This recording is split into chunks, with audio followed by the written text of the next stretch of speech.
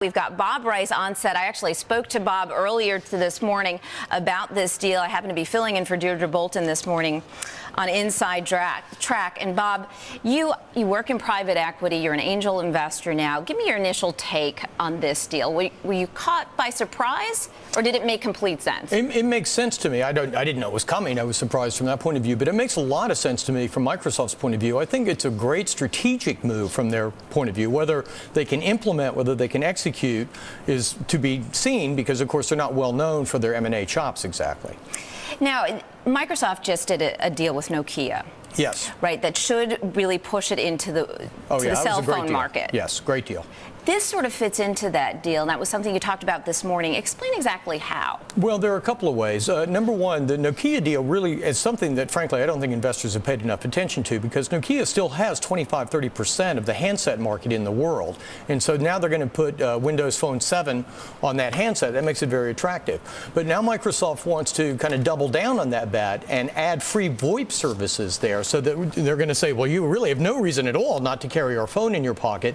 You can call anywhere in the world for almost free on the VoIP system. So they're really making that a super attractive device for people to have. And that's very important, because it's the key to the future, which is cloud computing.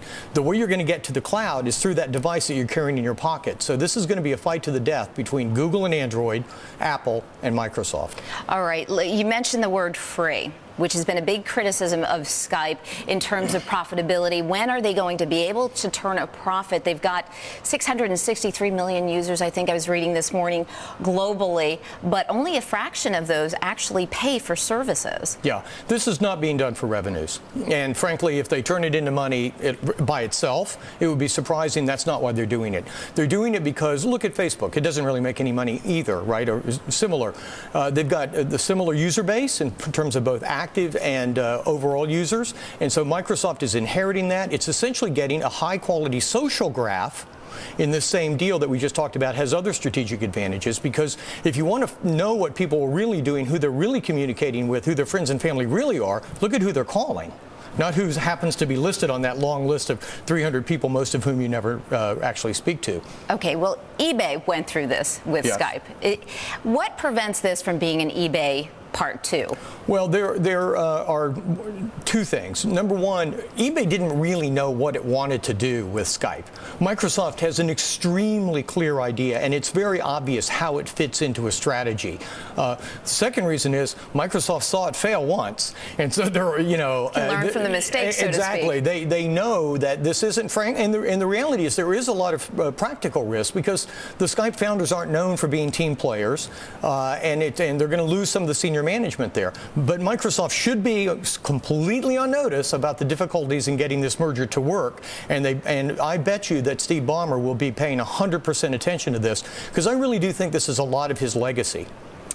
Did they overpay? I mean, right now the stock is down slightly, but the stock hasn't been doing well. Certainly since the beginning of the year, the stock is down 7.5%, a little bit more today.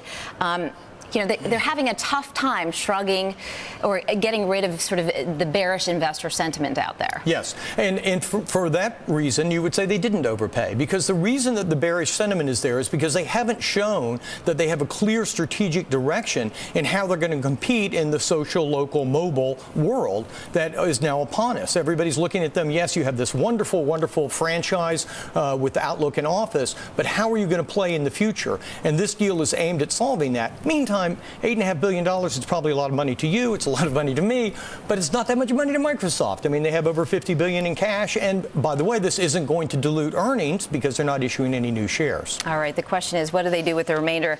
That's sort of $50 billion, I guess now about $42 billion that they have still in cash as of the end of March. Well, Bob, we're going to have, this is to be continued. We're going to have to talk about that as those deals perhaps get announced. Thanks so much. That was Bob Rice of Tangent Capital Partners talking to us about the future of Microsoft.